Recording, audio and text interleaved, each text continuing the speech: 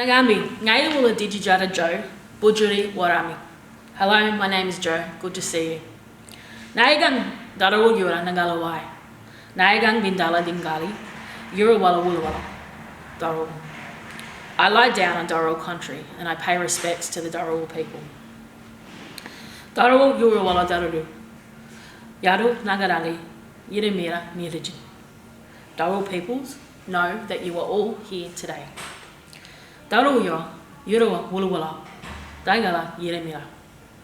Darawu people embrace you all. Ngalawa, Ngara, Ngara Mura, Na Nagura, Nangamai. Stop a little. Listen and see the way of this dreaming place. Nandawanji. See you later. This year's NAIDOC theme recognises that Aboriginal and Torres Strait Islander peoples have occupied and cared for this continent, now known as Australia, for over 65,000 years. Now, even more, it's been dated to at least 120,000 years. Aboriginal peoples are deeply connected to country.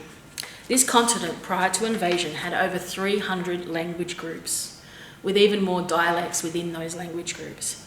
Our peoples were Australia's first explorers, first navigators, first engineers, first farmers, first botanists, first scientists, first diplomats, first astronomers, and first artists.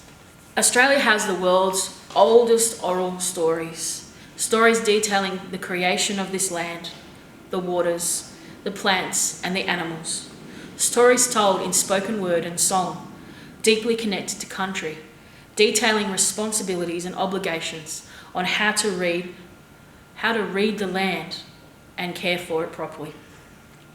For us, this nation's story began at the dawn of time. We have been here since the beginning of the dreaming. Always was, always will be. Darawu language is very important. There are at least 3 dialects of the Darawu language: the South Coast, the North Coast, and inland Darawu, which is where we are today.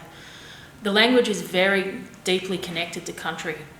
So because we're inland, we're freshwater. We live on bordered by rivers, freshwater rivers. And so the language that's associated is Mura, is country, and it's associated, you'll see animals like freshwater fish, you'll have words for mountains and creeks and lots of freshwater animals. You'll have language associated with animals that live in the trees, the koalas, the kookaburras, the cockatoos, things like that.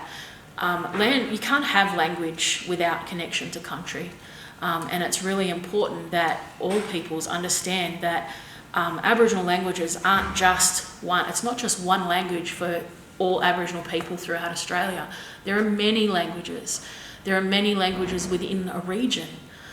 Depending on how big the Aboriginal country is for the region will depend on how many different languages or different dialects of that one language you'll have, and what sort of language you'll find associated in that area. Saltwater people will have, lots of language associated with fish and sea life and hunting and fishing and things like that. And freshwater and inland people have lots of language associated with their environment as well.